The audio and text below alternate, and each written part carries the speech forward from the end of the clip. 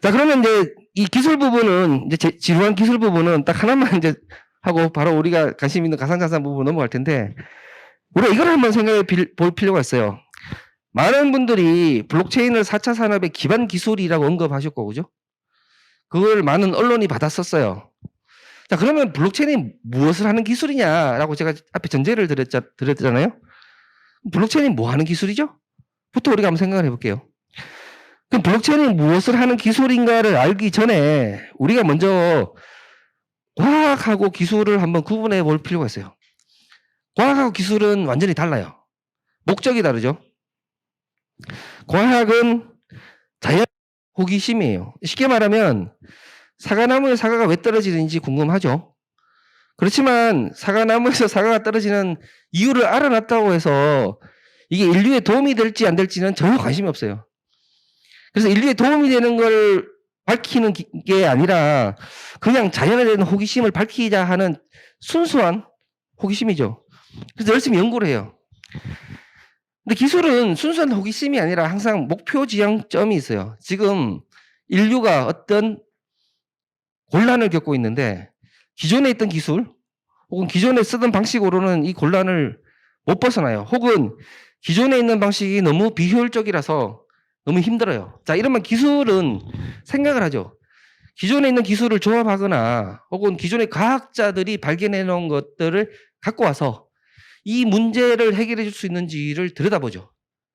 그래서 기술은 항상 목표 지향점이 있어야 기술이라고 우리가 흔히 불러요. 자, 그러면 블록체인을 우리가 기술이라고 부르려고 하면 블록체인은 무엇을 하는 기술이다의 그 무엇을 찾아야 되죠. 이게 사회적 합의가 되고 많은 학자들이 아 맞아라고 되면 그 목적이 있는 거예요. 그게 달성하는데 시간이 걸리는 거는 두 번째 문제인 거죠. 시간이 걸리더라도 그게 우리한테 도움이 되면 우리 할 가치가 있는 거죠.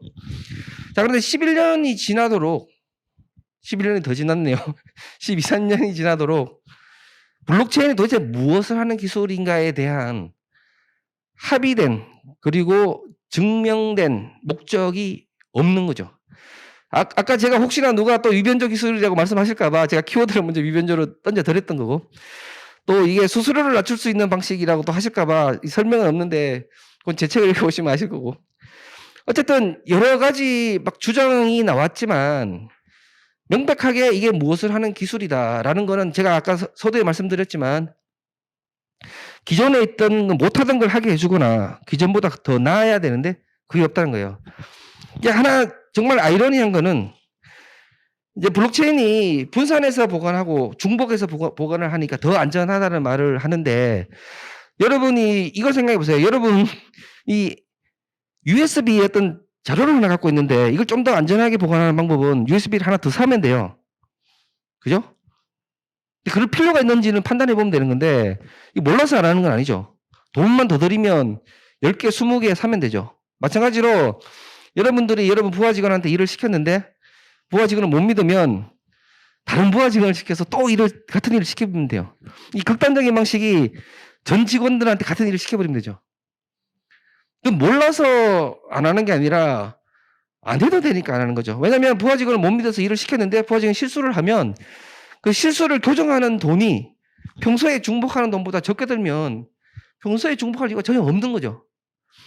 그래서 지금 이제 그나마 유일하게 이게 중복 반복을 하니까 좀 더 안전해진다는 얘기를 하는데, 좀 더 안전해지는 거는 이게 이제 아까 말씀드렸지만 중복을 통해서 좀 더 안전해진 게 과연 기술이나라는 측면은 같이 한번 생각해 보실 필요는 있을 것 같고요. 지금 또 여러분은 블록체인을 도입 안 하시더라도 부하 직원들 2명한테 같은 일을 시키시면 블록체인하고 똑같은 효과를 얻으실 수가 있다라고 이제 말씀을 드리고요.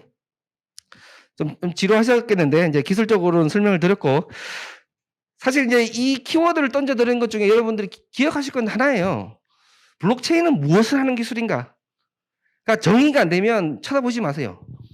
그런데 그게 정의가 되시면 시간이 걸리더라도 어차피 가치 있는 걸 찾았으니까 우리는 고객이 됐든 국민이 됐든 아니면 우리 내부 직원이 됐든 누구를 위해서 뭔가 편의성을 더 주든 효율을 주든 뭔가 목적을 찾았으니까 사용하면 되죠. 거기에 맞춰서. 그래서 이걸 더 발전시킬 수 있는 방향이 있다면 하시면 되는데 그런 관점이 전혀 없다는 거. 또 이거를 들으신 분 중에 또 블록체인을 열심히 공부하신 분은 내가 지금 설명하는 건 다 퍼블릭이고 프라이빗은 또 다르다라고 주장하실 부분이 있을 수 있는데 프라이빗도 똑같아요. 한번 그 키워드 가지고 한번 생각해 보세요. 그러니까 그럼 도대체 프라이빗 키워드, 하이퍼레즈 패브릭은 뭐 하는 기술인가? 라는 측면에서 생각해 보시면 그 논의는 똑같고요. 지금 참고로 지난주에 기사에 따르면 그 2015년에 기 로메티라는 IBM CEO가 그랬죠. 2019년까지 2020년까지였나요? 전 세계 은행의 65%가 블록체인을 사용할 것이고 이 대열에 늦게 합류하면 너네들은 도태돼서 시장에서 퇴출될 거다라고 얘기를 했었죠. 근데 아시다시피 우리나라에서 블록체인을 쓰는 은행들은 하나도 없어요, 지금. 뱅크 사인이라고 블록체인 아닌 블록체인이 하나 있긴 한데 사용률이 없으니까 없는 거나 마찬가지고요.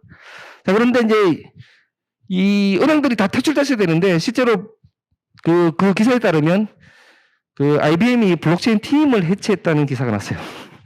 그러니까 은행이 사라진 게 아니라 IBM 블록체인 팀이 사라져 버렸죠.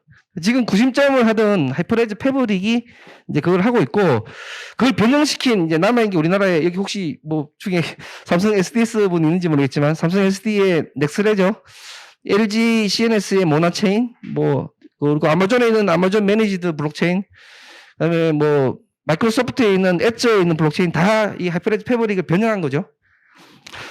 이걸 듣고 계신 분 중에 나는 용도를 찾았다 하시는 분은 반드시 메일을 좀 주십시오. 저는 아직 못 찾았는데 용도를 찾았다, 목적을 찾았다 하시는 분은 좀 메일을 주시면 감사하겠습니다. 자, 그럼 기술은 이만큼 하고 관심 있어 하시는 부분. 자, 이게 주식이 왜 이렇게 뜨지?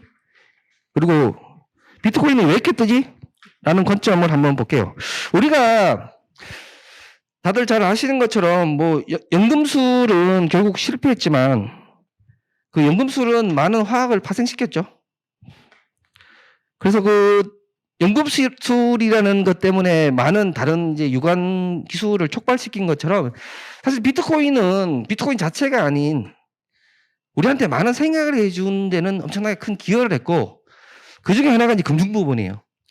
가만히 생각해 보시면 우리가 정말 화를 내야 되는 부분이고 제가 이 부분에 대해서 지금 책을 하나 집필을 하고 있는데 책 집필하면서 하루도 10번씩 열을 받고 있는 부분인데 왜 국가가 화폐 발행권을 독점해야 되죠? 이게 너무나 당연한 것처럼 우리가 생각해 왔잖아요. 그죠? 그리고 지금 발행되는 화폐는 1971년을 기점으로 더 이상 금하고 퇴한되지 않는 말 그대로 종이에요. 여러분 미국에서 $100짜리를 하나 찍는데 드는 비용이 FRB의 자기들의 공식 집계 자료에 따르면 $100짜리를 찍는데 드는 비용은 14센트예요. 그러면 $100짜리 하나 찍으면 나머지 99.9달러는 수익이 되는 거죠. 그럼 이 99.9달러 과연 누가 내고 있는가? 라는 거죠. 뭐 자기 나라 세금으로만 충당하면 되는데 사실은 미국 세금을 다른 나라가 지금 충당하는 거 아닌가라는 생각을 던지게 해준 게 비트코인이었죠. 여기가 촉발된 거는 2000년 초반에 일본이 먼저 경제가 악화되면서 모르겠다 하고 돈을 찍어내기 시작하죠. 왜냐면 이거는 금하고 태환되지 않기 때문에 지금의 정의도는 금을 비축 안 해도 찍어낼 수는 있어요. 많은 사람이 경금을 냈지만 일본이 한 5년간 찍어내는데 인플레이션이 2%도 안 일어나니까 이제 미국도 따라하기 시작했죠. 2005년부터. 그래서 지금 15년, 20년을 거의 쉴 새 없이 돈을 찍어냈고 그래서 지금 일본은 국가 GDP 대비 부채율이 거의 280%에 육박하고 우리는 지금 한 45% 수준인데도 지금 막 난리를 치고 있는데 그리고 미국도 이미 100%를 훨씬 올랐었고 트럼프 행정부가 이번에 코비드 때문에 거의 뭐 한 1000조 원, 900조 원 정도를 찍어냈고 그죠? 바이든 정부가 이번에 또 1900조 원 정도를 찍어내겠다고 공언을 했죠. 그래서 전 세계 부동산이랑 전 세계 주식시장은 끝도 없이 오르는데 우리가 던져야 될 질문은 미국이 저렇게 돈을 찍어내도 되는 건가라는 질문이에요. 그러니까 우리가 인류가 이 소위 말하는 물물교환에서 물품 화폐를 쓰기 시작한 게 이미 4만 년 전이에요. 그러니까 인류는 예전부터 뭔가가 태환이 되는 뭔가가 스스로 가치를 가진 것 가지고 물품을 교환했는데 그게 4만 년 동안 그렇게 왔는데 지금 이렇게 태환되지 않는 지폐로 산 게 한 50년밖에 안 되거든요. 그러니까 이제 많은 사람이 그런 질문을 던지기 시작했고, 그 질문에 상관없이 이제 다시 뭐 현대통화 이론이라는 그 주류 경제학자들은 인정해주지 않는 그 논리를 앞세워서 소위 말하는 이제 기축통화 국가는 돈을 무한정 찍어내도 상관없다. 왜냐하면 일단 세금으로 다시 거둘 수 있고, 또 하나는 주변 국가들이 달러 수요가 있으면 인플레이션이 주변 국가로 전가될 수가 있기 때문에 찍어내야 된다라는 논리죠. 그래서 이제 이런 생각을 한 거예요. 그러면 지금 시중에 있는 은행권은 전부 다 중앙은행권밖에 없는데, 예를 들어서 우리나라의 어떤 은행이 우리는 금하고 태안되는 돈을 발행하겠습니다라고 발행을 하면 그건 왜 안 되냐는 거예요.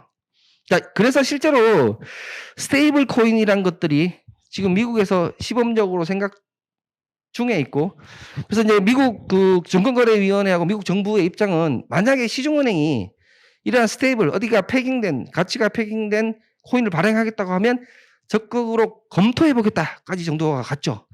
그래서 그 키워드로 여러 나라 하고 있는데, 문제는 사실은 블록체인하고 이 어젠다하고는 별 상관이 없다는 데 있어요. 그렇지만 지금 이 두 개를 연결시키면서 지금 이제 가상자산 시장이 계속 떠올라야 되는데, 우리가 구분해야 될 건요, 모든 사람들이 현재의 종이돈, 그래서 국민의 견제를 전혀 받지 않고 정부의 의지대로 무한정 돈을 찍어내고 있는 이 시스템은 뭔가 잘못됐다는데 크게 공감대를 형성하고 있어요. 모든 사람들이 여기가 좀 바뀌어야 된다는 걸 형성하고 있는데, 우리가 주목해야 될 부분은 비트코인이 그 문제를 해결해 줄 수 있냐는 거예요. 그 점이 중요한 거예요. 자, 그런데 이제 보통 선동하기가 쉬운 게 이제 목적이 같으니까 그 목적을 막 부각하면 사람들은 이미 감동이 돼 있고 눈물을 딱 흘린 사이에 비트코인을 쓱 내밀면 이게 이제 착각이 오기 시작하는 거죠. 그래서 거의 10년 가까이를 독립하고 투명이라는 단어 속에, 그리고 블록체인 기술이라는 그 단어 속에 마치 지금 현재 이 문제를 해결해 줄 수 있는 대안인 것처럼 돼 있는데, 실제로 이제 블록체인이라는 이름을 따고 있는 지금 거래되고 있는 9,000개 정도 되는 코인들은 쉽게 말하면 그냥 어떤 사기업이 엑셀 파일에 숫자 적어놓고 여러분들한테 파는 거예요. 그래서 이게 내재 가치도 당연히 없을 뿐더러 이 문제를 해결할 수 있는 게 전혀 없죠. 저는 주장하는 바가, 특히나 제가 은행 쪽에 강연할 때 주장하는 바가, 은행 쪽에 계시면 이 문제를 해결해 줄 수 있는 진정한 패깅이 됐건 안 됐든 디지털 자산을 연구하셔야 된다는 거고, 이거하고 전혀 상관없는 코인들 쪽에 지금 돈을 벌기 위해서 은행들이 지금 운동을 돌리고 있거든요. 이 코인 시장에 돈 벌 수 있는 방법이 많아요. 중개하는 방법 말고도 보관 서비스가 있거든요. 커스터디 서비스. 실제로 국내에 2개 유수 은행은 이미 간접적으로 그런 회사에 투자까지 했어요. 근데 우리가 이제 미국식의 주주 자본주의가 아니라 사회적 이익과 사회적 가치를 생각해 보면 사실은 답은 좀 잔명한데, 그래서 오늘의 키워드는 이 비트코인이 뭔지가 아니라 사회적 기여를 같이 생각해 보자는 게 키워드예요. 갑자기 뜬금없이 윤리 얘기처럼 돼버렸는데, 여러분 한번 생각해 보죠. 갈로가 있어요. 이 갈로에 뭘 채울지를 생각해 보시면 사실 답은 자명해요. 주식시장이 활성화되면 사회에 갈로갈로한 이익이 된다. 코인 시장이 활성화되면 사회에 갈로갈로한 이익이 된다를 찾으면, 우리는 코인 시장을, 그래서 이익이 된다는 걸 찾으면 코인 시장을 활성화하고 보호해야 돼요. 주식시장은 목적이 있죠. 우리가 이제 거래소법까지 만들고 주식시장을 활성화시키는 이유는 자본시장의 역할을 하기 때문에 육성시키는 거예요. 자본시장은 여러분 잘 아시겠지만 기업이 이제 뭐 R&D를 하려면 돈이 필요한데, 돈을 채권으로 뭐 발행해서 빌리든지, 은행에서 뭐 신용으로 빌리든지, 아니면 친척한테 빌리든지, 그죠? 아니면 주식을 발행하든지, 그 주식을 발행해서 장기적으로 R&D 투자를 할 수 있게끔, 그래서 기업이 R&D 투자하고 기업이 육성되면 결국 그게 우리의 이익으로 돌아간다고 생각하기 때문에 만든 시장이 주식시장이에요. 자본시장이죠. 물론 주식시장도 많이 과열돼 있고 주식에 들어간 파생상품은 저는 개인적으로 봐서 아무런 가치가 없다고 봐요. ETF, ETN은 말 그대로 돈 놓고 돈 먹기죠. 그렇지만 어쨌든 주식시장 자체는 물론 과열돼서 약간의 투기 양상도 보일 수가 있지만 그 본연의 목적은 있죠. 그럼 코인 시장의 목적은 뭐죠? 코인 시장이 활성화되면 우리 사회에 어떤 이익이 되나요? 를 키워드로 한번 생각해 보시면 될 것 같아요. 그래서 사회적 공감대가 형성이 돼야 될 것 같아요. 그래서 이걸 생각해 봤더니 아, 코인 시장을 활성화하면 나름대로 사회에 이런 기여가 된다라는 게 있다면 우리 육성을 해야 될 것이고, 그죠? 근데 그게 아니라 사회에 해만 된다라면 우리는 과감하게 없애야 돼요. 그 코인 시장이 되면 뭐가 되느냐에 대해서 제가 이제 만나본 몇몇 거기 모 대학의 교수분들의 주장은 일자리가 늘어나고 그다음에 우리 경제를 활성화시키고 우리나라의 외화를 끌어들일 수 있다라고 이제 주장을 하시는데 얼핏 들으면 그런 것 같죠. 근데 그거는 우리나라가 카지노를 육성하고 도박장을 육성해도 똑같아요.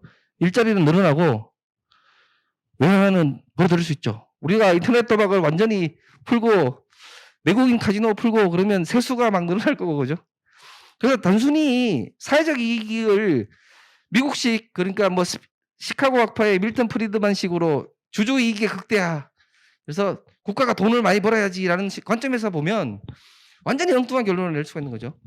근데 기업이 사회적 가치가 있어야 된다라는 거, 요새 이제 공감대를 많이 얻고 있는 것처럼 어떤 게 활성화되려면 그런 사회적 가치를 먼저 찾아야 돼요.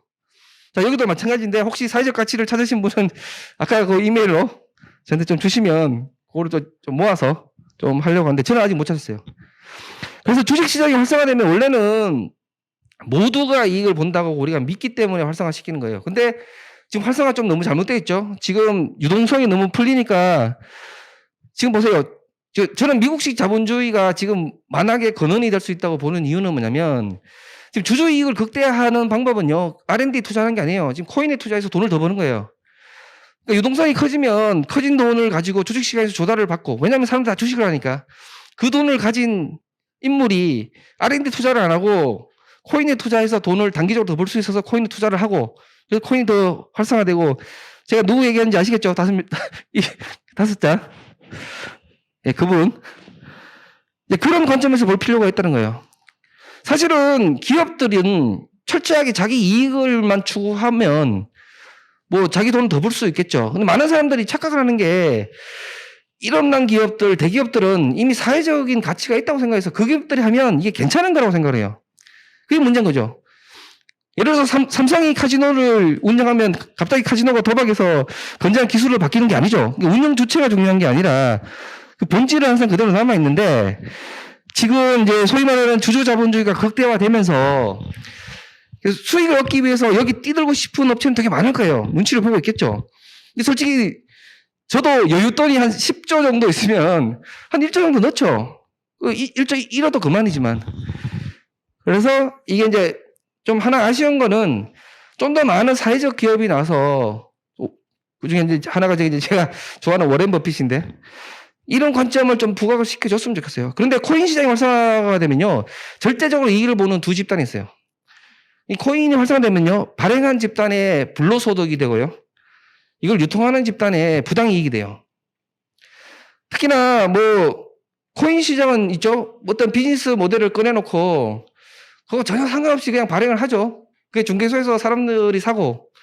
더 재밌는 건 제가 이렇게 설명드릴 필요가 없는 게 이미 코인 하시는 분은 이걸 다 알고 계세요. 몰라서 하시는 게 아니죠. 단지 변동성이 좋으신 거예요, 그냥. 더 웃긴 게 우리나라는 비트코인 거래량이 거의 없어요. 90%가 알트코인. 우리가 보통 멸칭으로는 잡코인이라고 부르죠. 거래량 90%는 잡코인이에요. 왜 그런지 아세요? 비트코인도 시시한 거예요. 이게 뭐 하루 5% 10%는 변동성도 아니죠. 상폐빔이라고 들어보셨는지 모르겠는데 상장 폐지 직전에 있는 애가 상한가를 치고 이런 현상이 발생해요. 대한민국이 유일해요. 그리고 비트코인보다 알트코인이 9배 팔리는 전 세계에서 유일한 국가죠. 사람들은 변동성을 즐기는 거예요. 도박만큼 재밌으니까. 특히나 이제 이거는 더 볼 필요가 없는 게 상장 직전에 있는 것들은 보통 사람들의 주목을 받잖아요. 거기다 몰려서 이 가격이 막 100% 뜨고 200% 뛴다는 거는 이거는 이성적으로 설명할 수 있는 시장은 전혀 아닌 거죠. 그래서 키워드, 다시 한번 말씀드린 키워드는 코인 시장을 어떻게 바라보실 게 뭐 이거 주식은 뭐 다르냐가 아니라 목적이 있냐는 거예요. 그러니까 활성화시키는 목적이 있느냐를 보고 그 있냐 없냐에 대한 사회적 공감대가 먼저 형성이 돼야 될 것 같고요. 감독기관이나 뭐 규제기관도 마찬가지일 것 같아요. 그리고 뭐 육성을 하는 우리 중소기업 연구도 마찬가지인데 이쪽에 이제 있는 분들이 활성화하려는 그 사회적 가치 부분을 먼저 보면 아무리 이제 좀 이게 혼동되는 용어를 사용하고 잘 모르는 용어를 사용하더라도 그런 구분은 쉽게 되실 수 있을 거다라고 믿습니다. 자, 이거를 한번 볼게요.